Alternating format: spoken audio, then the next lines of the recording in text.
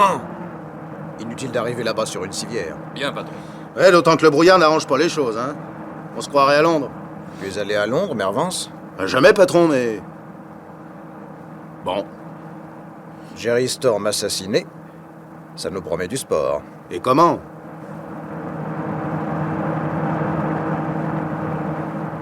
Oh là là là là là là, quel brouillard. Une vraie purée de pois. Ouais, on se croirait à Londres. Ah, vous me mettez en boîte, patron, là. Non, non, moi je suis allé à Londres. Et il y avait du brouillard, moins que ce soir à Paris. Et là, ça va être commode de dénicher des témoins, hein. Très commode. Patron, vous pensez... À rien. À rien. Menteur, mon petit bignon. C'est à Jerry Storm que tu penses. Storm, que tu vas chercher à coincer en vain. Quel personnage, hein? Combien digne de son nom, Storm. La tempête. Arrivé de son Michigan dans les fourgons alliés en 45, depuis Storm a pris du galon, ça tutoie les gens en place. Ça commandite les starlets, ça souscrit à la moindre quête pour les chihuahuas en détresse. Du tout Paris, quoi. D'où vient le fric? Mystère. Tant va la cruche à l'eau qu'on finit par s'intéresser à vous, camarades.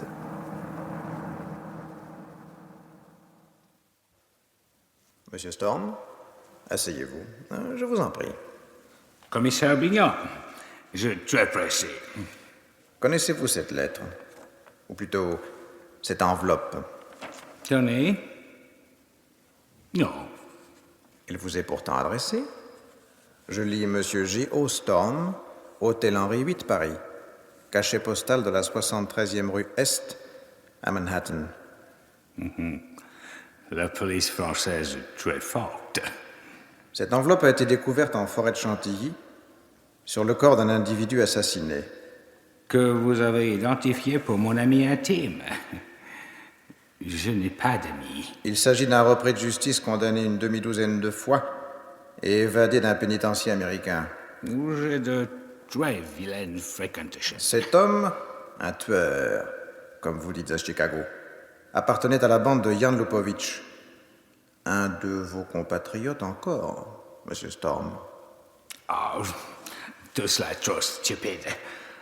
Pour une enveloppe tapée à la machine, ramassée peut-être dans une poubelle, vous me faites perdre.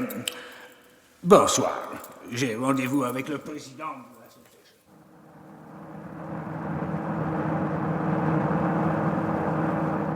Et voilà Jerry Storm abattu. Descendu à son tour.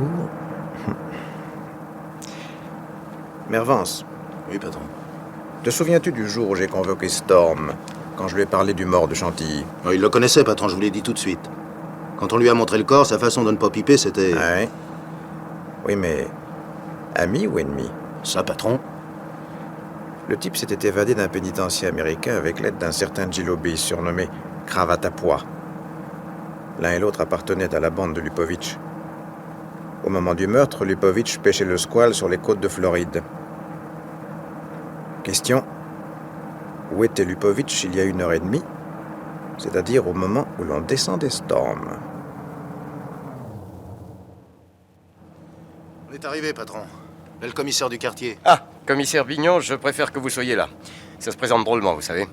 Monsieur Storm passait devant l'entrée d'un cinéma. Des coups de feu, une fusillade, 4 ont fait mouche. Storm tué net. Des témoins?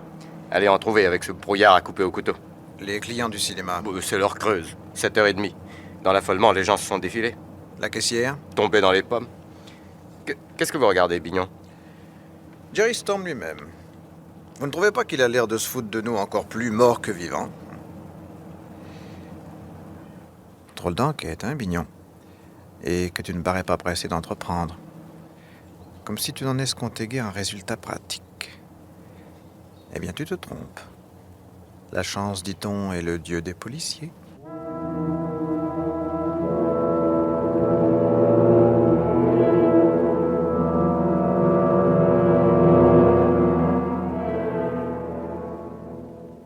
La chance, monsieur le président, et le brouillard. Expliquez-vous. J'attire l'attention du jury sur l'importance capitale que revêt cette partie de la déposition. Le commissaire Bignon nous a dépeint l'étrange personnalité de la victime, le crime perpétré devant le cinéma, la brume dense, l'absence de témoins, d'indices. Commissaire. 10 minutes après, un appel de radio nous alerte. Non loin du cinéma, une collision vient de se produire entre deux voitures. Responsable, le brouillard. Recours à un agent. La discussion aigre-douce entre les conducteurs amène la découverte inattendue dans l'une des autos d'un revolver de provenance américaine calibre 38. 2 des 4 projectiles trouvés dans le corps de Jerry Storm ont été tirés par cette arme. Quels étaient les occupants de cette voiture? Au volant, un certain Gilobi, que ses amis surnomment Cravate à pois. C'est un des hommes assis dans le box des accusés. Accusé, taisez-vous!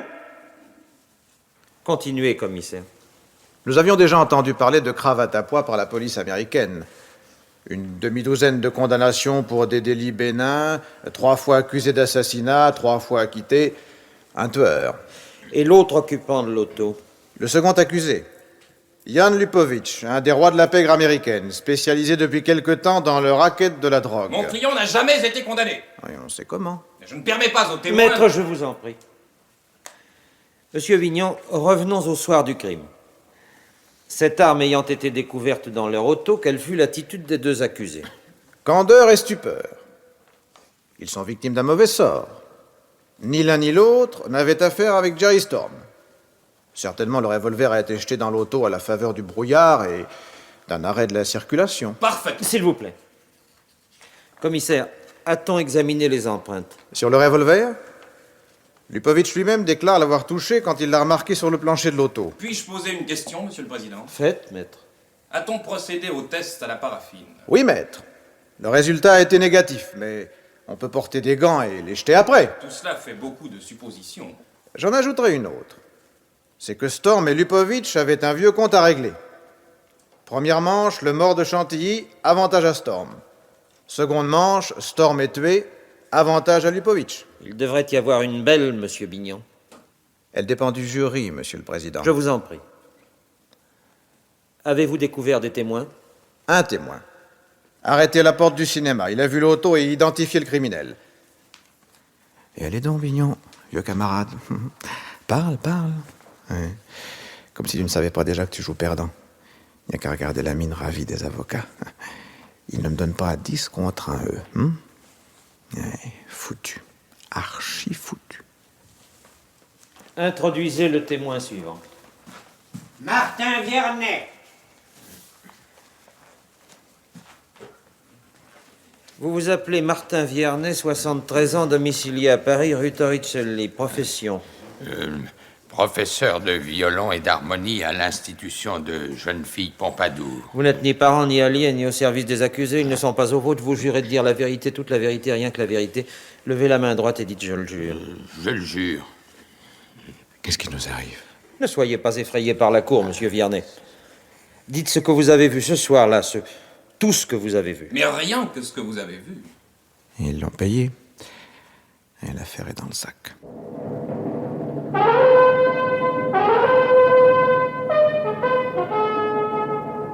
Alors, patron? Acquitté. Ça, c'est pas possible. Ouais. Tu entends ça, Sévérini? Ouais, Mais il n'est pas surpris, lui. N'est-ce pas? vous avez raison, patron. Enfin, c'était du tout cuit. Lupovitch ne pouvait pas sentir Storm. Enfin, le revolver dans l'auto, c'est pas une preuve, ça? Pas aux yeux du jury, sans doute. Oh, ils n'ont pas été acquittés en triomphe. Cravate à pois n'a rien? En ce moment, ils sont libres l'un et l'autre. Ah, le brouillard, n'est-ce pas, patron? Ouais, comme tu dis, Sévérini. Le brouillard. Enfin, on avait un témoin. Martin Viernet, le professeur de violon. Mais il a vu, lui! Je me souviens de la déposition qu'il a faite à la police. Il était sorti de chez lui. Il passait devant le cinéma. Juste à ce moment, la dégustation de plomb. Ah, tu t'énerves, Mervance. Ah, y a de quoi, non?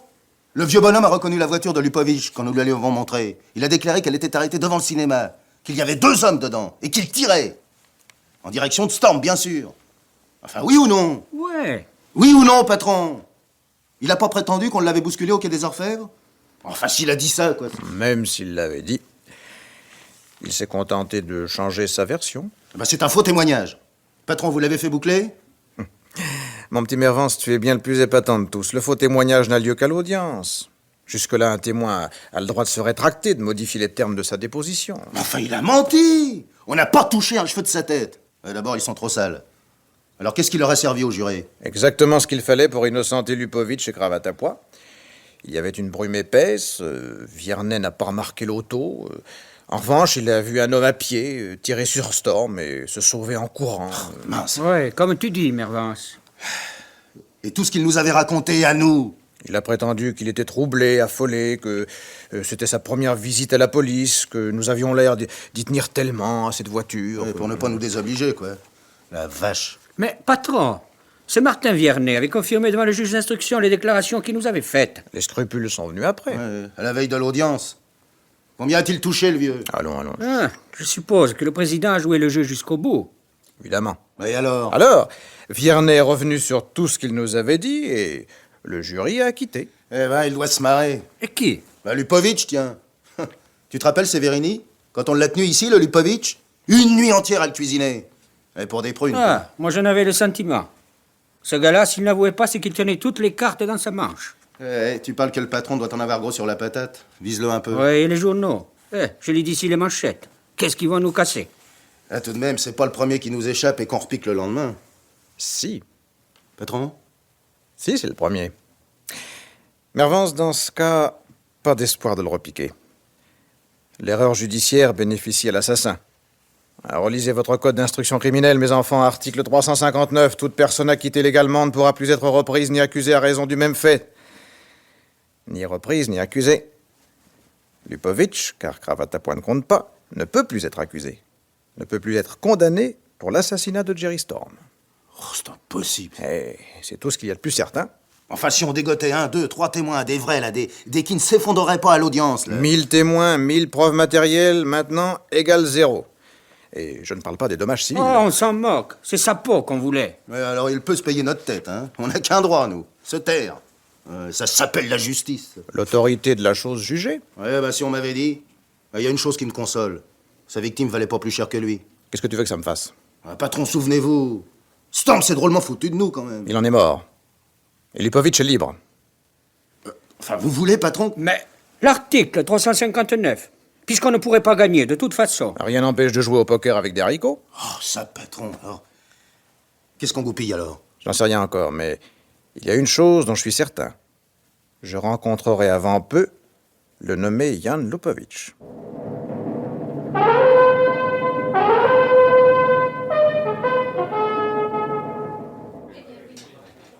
Découvert, s'il vous plaît. Charles, occupez-vous de monsieur. Je suis seul. Par ici, monsieur. Non, je préfère cette table. Vous serez en plein passage, monsieur. J'aime l'animation. C'est que... Merci.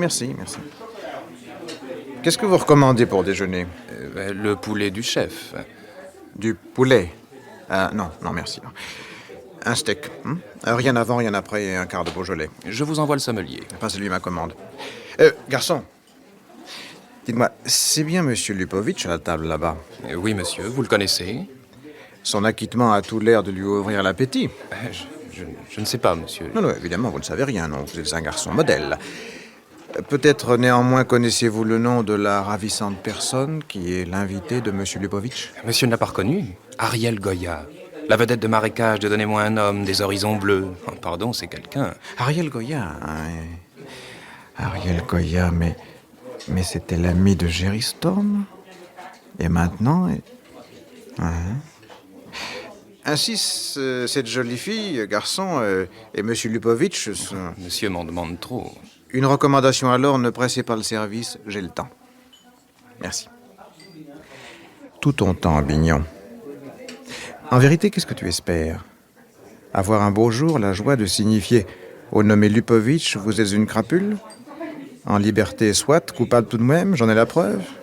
Il t'accusera de chantage. Tiens, mais qu'est-ce qui se passe à la table de Lupovic? Je vous le demande, pour moi, Ariel. Est-ce une raison pour vous obéir? Cela n'arrangera rien. Que vous dites? Si nous devons rencontrer partout cette phase de carême. Je ne me croyais pas dans un bistrot de la santé. Ariel, taisez-vous. Je n'ai pas l'habitude qu'on me parle sur ce ton. Bon appétit, Lupovic. Ariel! Et elle s'en va. Décidément, Lupovitch a des ennuis. Voilà, monsieur, steak à point. Merci. Mademoiselle Ariel Goya paraît quelque peu nerveuse. Elle doit tourner en ce moment. Oui, ça les rend nerveuses. En général, elle est plutôt calme. Mais elle sait ce qu'elle veut, une fille bien. Elle a de singulières fréquentations. Oh, monsieur Lupovitch a beaucoup d'argent. Et à vos yeux, ça autorise tout. Cette Ariel Goya, elle est espagnole. Monsieur plaisante, elle est née au Batignolles. Ah, Mais monsieur ne mange pas, hein? Monsieur Lupovitch m'a coupé l'appétit.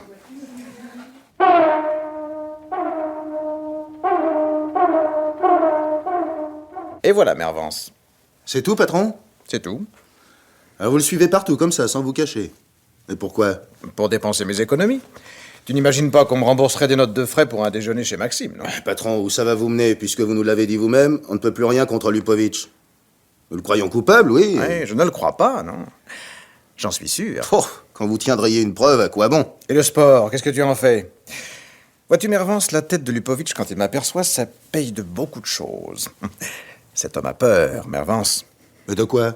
Ah, si je le savais. Patron, cette Ariel Goya, elle m'inquiète, là. C'est Jerry Storm qui l'a lancée, ne l'oubliez pas. Une drôle de souris, hein? Je l'ai vue à l'écran. Pardon. Renonce tout de suite à elle, elle ne nous aime pas. Mais j'ai le trac pour vous. Des gars de ce calibre, ils en viennent vite aux moyens radicaux. Moi aussi, j'aime la musique, oui. Et je t'invite ce soir.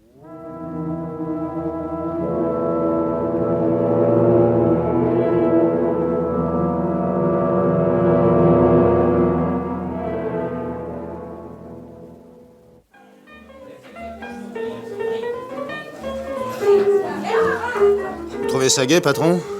Pour moi, c'est mortel. On n'est pas ici pour se distraire, Mervance. Oh, je pense à ces gens qui viennent tous les soirs faire semblant de rire. Viser leur gueule. Sois poli. Et puis, regarde Ariel Goya. Tu la trouves moins jolie? Plus. Mais elle a sa façon, elle, de s'amuser, hein. Elle lui dit pas un mot à Lupovitch. C'est là l'effet que je leur cause. Je suis content que tu l'aies constaté. Patron. Oui? Expliquez-moi pourquoi vous avez choisi une table ici, là. Champagne obligatoire. Ils ne le donnent pas, hein. Ah, on pouvait aussi bien s'installer au bar ou même sur un tabouret. Au moins, les danseurs vous marchent pas sur les pieds. Figure-toi que j'en serais ravi. Bouge pas. Cette fois, le nommé Lupovitch est à point. Bagarre ou pas bagarre, quoi qu'il arrive, tais-toi, Mervance. Le patron, il va vous chercher des crosses. Il a une manière de danser avec la môme Goya comme s'il tenait un sac de sable pour vous le balancer sur le chou. Je te le répète, sois nerveux comme un paquet de vermicelles. Eh bien, Lupovitch, on a peur d'un petit flic français, non? Oh, vous! Pardon? Qu'est-ce que vous fabriquez toujours sur mon chemin? Pas possible. Vous vous foutez de moi? Et je ne vous connais pas. Moi, je vous connais trop bien, commissaire Bignon. Alors je vous prie de me laisser tranquille et de ne pas chercher de mauvaises querelles à un officier de police judiciaire, sinon je vous fais embarquer. Occupez-vous plutôt de votre danseuse, monsieur. Vous la mettez au supplice. Trop aimable. Mais je sais me défendre toute seule. Au fait, confidence pour confidence, si vous nous fichiez la paix, vous, le policier, bonsoir. Eh bien, Bignon, satisfait? Est-ce pour cela que tu leur cours après depuis 3 semaines? Allez, on s'en va, Mervance. Quand on commençait à rigoler, ah bah, voilà bien ma veine. Oh, c'est quelqu'un, hein. De qui parles-tu? D'Ariel Goya, patron. C'est encore mieux de près. Puis on voit que c'est du vrai, hein. Eh, le champagne ne te vaut rien, Mervance. Allez, allez, on s'en va.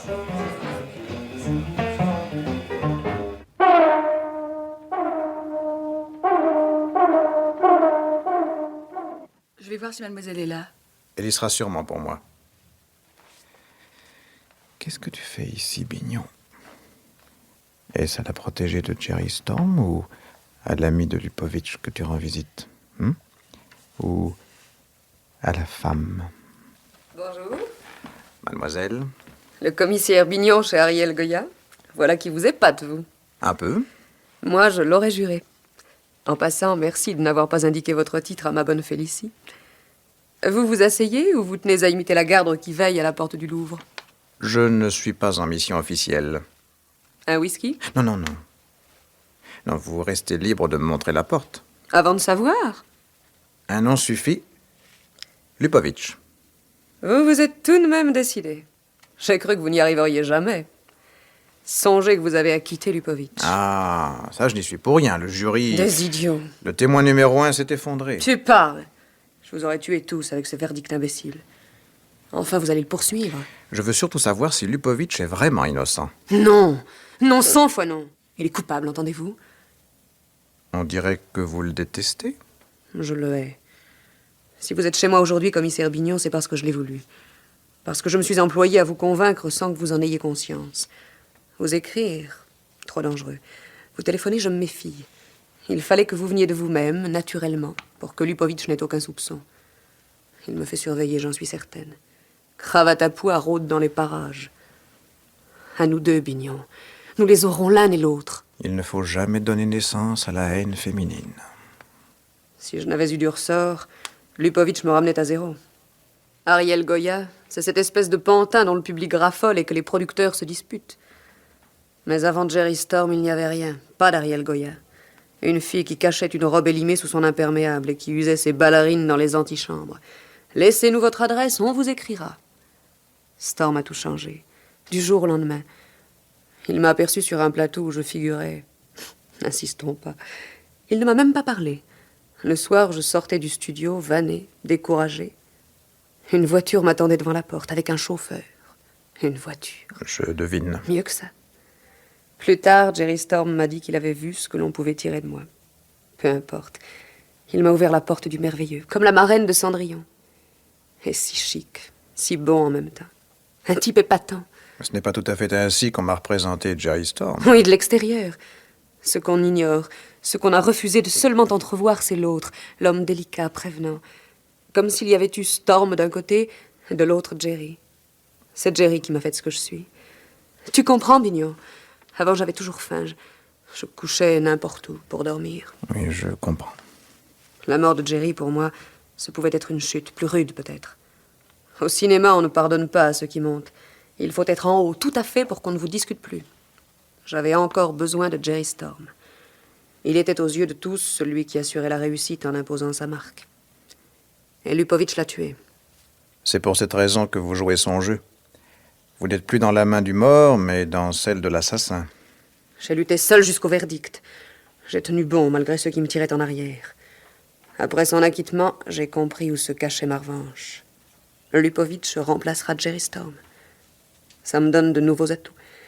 Cela me permet aussi de chercher la preuve, de la guetter. C'est Lupovitch, l'assassin. On ne peut plus le poursuivre. Alors qu'est-ce que tu fais ici? Prouver sa culpabilité ne me serait pas désagréable. Mais comment? Je comptais sur vous. Pourquoi Lupovitch a-t-il tué Jerry Storm? Ariel, vous m'avez offert votre aide, j'accepte. Et sans vous demander pour quelle raison vous adoptez cette attitude plus qu'agressive chaque fois que je vous rencontre avec Lupovitch. Pour un policier, vous manquez de perspicacité. Il s'agit de donner à Lupovitch confiance en moi, et plus encore, de lui rendre votre apparition insoutenable. J'espère toujours l'algarade qui vous le livrera. Vous le sous-estimez? Je sais. Le motif de l'assassinat de Jerry? Ils étaient liés tous les deux, oui. Jerry Storm et Lupovitch. Pourquoi ne pas le dire au juge d'instruction, au jury? Parce que je vous croyais plus fort, tous tant que vous êtes. Vous teniez Lupovitch. À quoi bon salir mon pauvre Jerry? Compris, petite. Quand on a besoin de s'appuyer sur quelqu'un, il faut que ce quelqu'un soit indiscutable, même mort. Depuis, qui le remplace? Moi-même. Les petites camarades en crèvent de jalousie, mais c'est comme ça. Non. Lupovitch est bien un peu pour quelque chose. Non. Il le souhaite. Il y compte, même. Ah, allez, je veux le paquet maintenant. Jerry et Lupovitch étaient associés autrefois aux USA. Pas longtemps, car Jerry avait éliminé Lupovitch dans un racket. Lupovitch a juré de se venger. Ils ont choisi la France pour régler leur compte. Et la police? L'un et l'autre en riaient. Tenez, ce mort dans la forêt de Chantilly. C'est Jerry Storm qui l'a abattu. Et je m'en suis toujours douté. C'est même pour ça que j'ai convoqué Storm au quai des Orfèvres. Parce qu'il y avait dans la poche du mort une enveloppe à l'adresse de Storm. C'est lui-même qui l'y avait mise pour que Lupovitch soit fixé. Cela menait loin ce jeu-là, votre petit ami. Il n'avait pris aucune précaution? Ariel, vous n'avez pas été acquitté, vous. Je peux toujours vous embarquer. Excellente publicité. Mon prochain film s'intitule Les chaînes. Quelles précautions Storm a-t-il prises? Des papiers. Où? À la banque. Nous n'avons rien trouvé. À ma banque. Non, j'irai seule. N'en prenez garde au loup, petite fille. Lupovitch se juge hors d'atteinte désormais. J'en suis pas si sûr. Il existe quelque chose qui le retient. Sinon, il aurait porté plainte et ses relations m'auraient donné du fil à retordre. Moi aussi, je sens qu'il existe un point faible. Nous trouverons ensemble, n'est-ce pas? Et il paiera. Il faut lui donner l'impression d'être tout le temps suivi, à la merci de la moindre fausse manœuvre. Vous me plaisez décidément, Bignon. Tu me plais. Vous-même gagnez à être connue, mademoiselle Goya. Je m'appelle Marie Durand. Ah. Ben, nous garderons Ariel. Où se rendait Jerry Storm quand il a été abattu? Je ne sais pas. Hein? Lâchez-moi. Lâche-moi, tu me fais mal. Ce n'est pas le 3e degré, rassurez-vous. Brute. Jerry avait de fréquents rendez-vous dans le quartier. Il laissait sa voiture et y allait à pied. Bignon, si nous découvrons un nouvel indice, une preuve catégorique, on le tiendra cette fois, Lupovitch. Il est innocent du meurtre de Storm pour la vie. Ah, l'erreur judiciaire a de ses beautés. Et toi, Bignon, je te vois de moins en moins frais.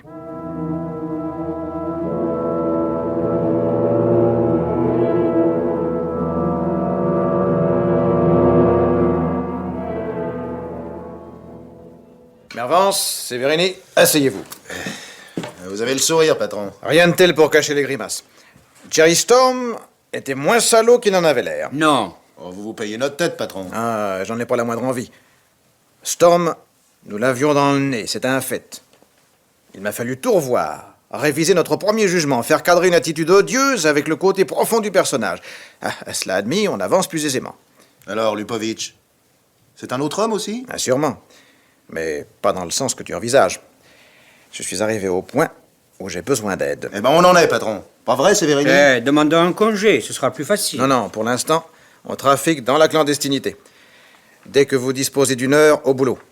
Entendez-vous avec les copains, tous ceux qui voudront, mais ne leur confiez que le minimum. Notre objectif, personne ne doit le connaître. Vu? Vu, patron. Vito acceptera de marcher. Excellent. Qu'il reprenne la surveillance de Lupovitch. Oui, je demanderai à Bolduc aussi. D'accord. Que lui se charge de cravate à pois. Toi, Sévérini, tu files la demoiselle Ariel Goya. Et moi, patron? Viernet. Le prof de musique? Le témoin numéro 1? Tu es celui qui l'a le moins remarqué. J'ai vérifié les procès-verbaux. Il existe une chance sérieuse pour que Viernet ne se rappelle pas ton visage. Au besoin, arrange-toi un peu. Pour tout le monde, maintenant, nous adopterons la méthode discrète. Fini la filature ouverte. Pas de consigne particulière, patron? Rien. Ça dépendra des événements. Nous attendons que les cailles tombent. Est-ce que le feu pour les cuire est allumé, au moins? Peut-être pas allumé, mais j'ai préparé le petit bois. Il ne manque plus que l'allumette. En vérité, Bignon, tu te racontes des histoires. Tu ne le tiens pas encore, le camarade Lupovitch. J'irais même jusqu'à affirmer qu'il se fout de toi chaque fois qu'il t'aperçoit. Est-ce qu'il ne commet pas de faute volontaire? Est-ce que son irritation est aussi sincère qu'il l'affiche? Et Ariel, quel jeu nous joue exactement cette ravissante personne?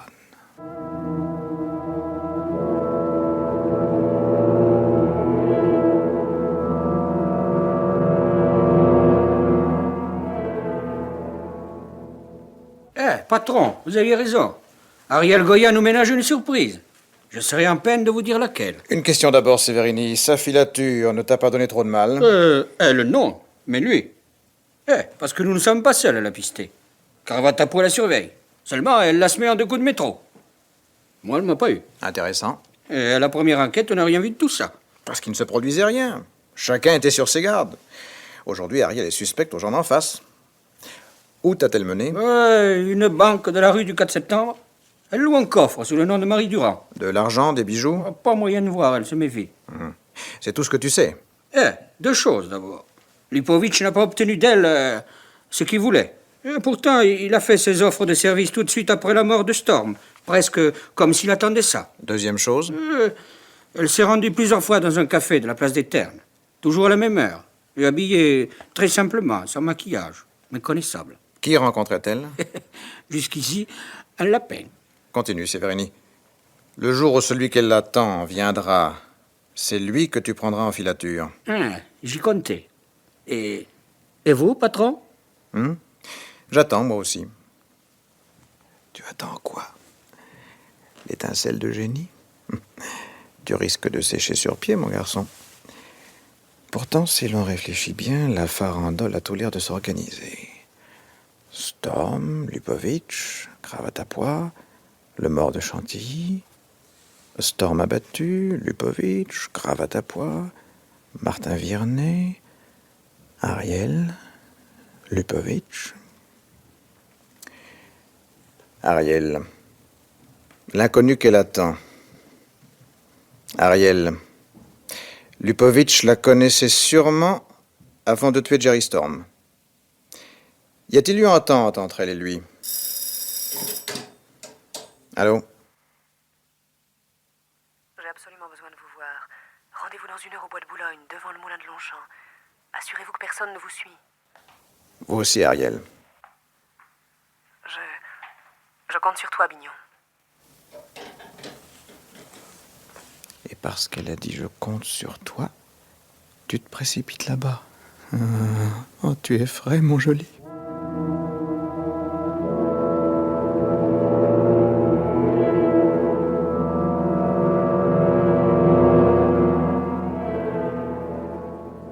Ah, Bignon, mon petit Bignon. Voyons, mademoiselle Goya. Voyons, Ariel. Tu me juges stupide, n'est-ce pas? Mais c'est que j'ai peur maintenant.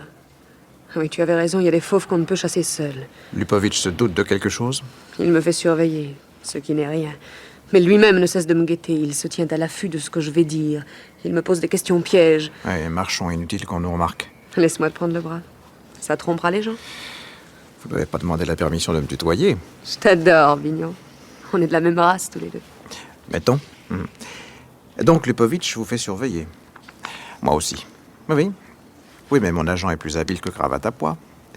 Ceci posé, pourquoi cette surveillance? Par amour? Lupo amoureux. Ce qu'il veut, c'est l'ancienne amie de Jerry. Parce qu'il se doute qu'elle-même possède, sinon tout le secret de Jerry Storm, du moins une partie de ce secret. À la banque, par exemple. La banque. C'est trop fort. Tu as eu l'audace de mener l'enquête jusque-là. Je nous croyais pourtant associés. Et justement, il convient de veiller sur un allié en péril. Et qu'est-ce que vous enfermez dans ce coffre? Les papiers de Jerry Storm, les fameux papiers qui établissent la culpabilité de Lupovitch, non? Je ne sais pas. Je les ai étudiés de près ces jours-ci, après avoir semé cravate à pois. Il y a tout dans cette paperasse, des lettres, des quittances. L'ensemble remonte à quelques années, à l'époque où Jerry et Lupovitch opéraient à Chicago. La drogue, si j'ai bonne mémoire. Rien ne l'établit. Ce seraient plutôt des documents utiles au fisc américain. Depuis, d'ailleurs, Lupovitch a mis de l'eau dans son vin, beaucoup d'eau. Tenez, regardez. Qu'est-ce que c'est? La photocopie d'une facture adressée à Lupovitch par un fabricant américain de jukebox. Et les quoi? Les jukebox. Ces énormes machines à disques que l'on voit dans les cafés. Ah oui. Lupovitch réalise une fortune là-dessus. Au fait, pourquoi ne pas imaginer que Lupo a évincé Jerry Storm dans cette affaire? En Amérique, Storm élimine Lupovitch. De crainte d'une vengeance, il gagne l'Europe. Lupovitch lui expédie un tueur, dont Storm se débarrasse en forêt de Chantilly.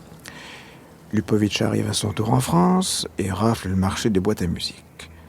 Storm prépare une revanche, mais il est tué avant d'avoir agi. Ouais. Oh, où es-tu?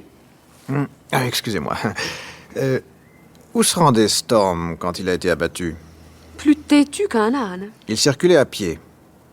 Or, ces jours derniers, une personne habillée simplement, allant à pied, a été remarquée dans le même quartier. Intéressant, non?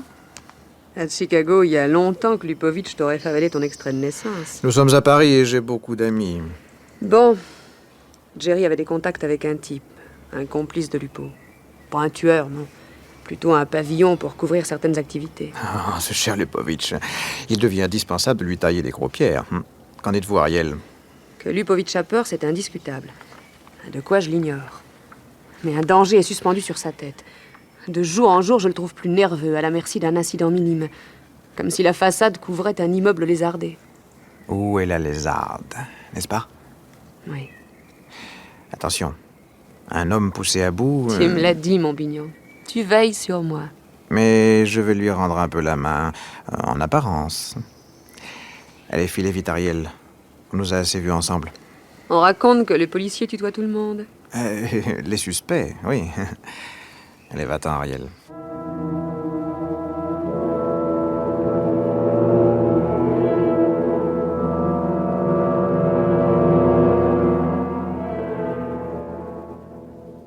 nouvelles de Mervance, Sévérini? Silence total, patron.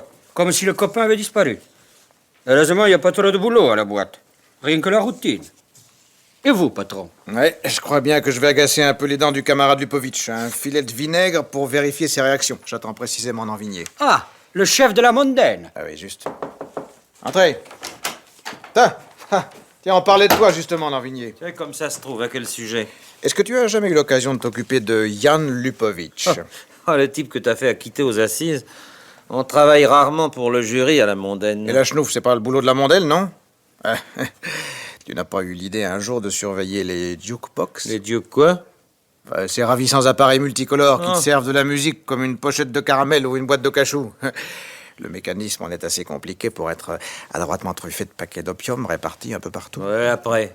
Attends. Sévérini, tu as repéré le type qu'Ariel Goya attendait ces jours-ci. Oui, patron. Un drogué, certainement. Est-ce que vous avez fini tous les deux de me mener en bateau? Franchement, qu'est-ce que tu cherches, Vignon? Que tu écoutes Sévérini, et d'un. Que tu lances un commando sur un gars qui importe les jukebox, et de deux.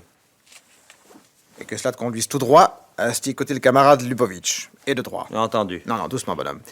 Il ne s'agit pas d'emballer le Lupovic, mais seulement de paralyser son commerce et en passant de piquer tout ce que tu pourras comme élément défavorable contre lui. Vu? Oui, compte sur moi. Merci.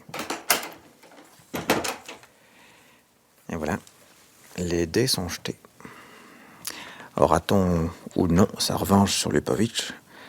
Ça, on le saura mettons dans 48 heures. Non, dans 24 heures. 12, 6, 3...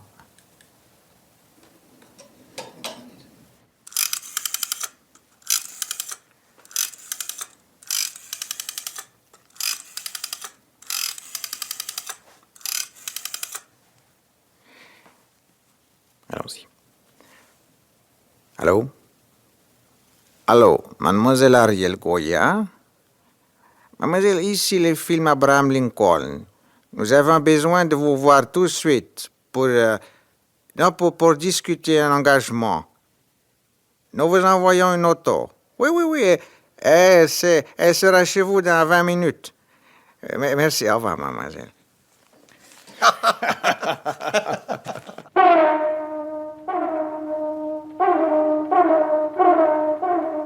Bonjour, mon petit Bignon. Vous ne semblez pas surprise, Ariel. Par ton appel au téléphone. Les films Abraham Lincoln. Non, j'avais absolument besoin de vous voir. Si quelqu'un avait surpris mon appel... Eh ben, moi aussi, je tenais à te voir dardard. Peut-être pour la même raison, non? Les boîtes à musique. On a saisi tout le lot. Bourré d'opium. Un joli denier, Ariel, ça je vous le garantis. Là-dessus, rafle générale dans les milieux spécialisés.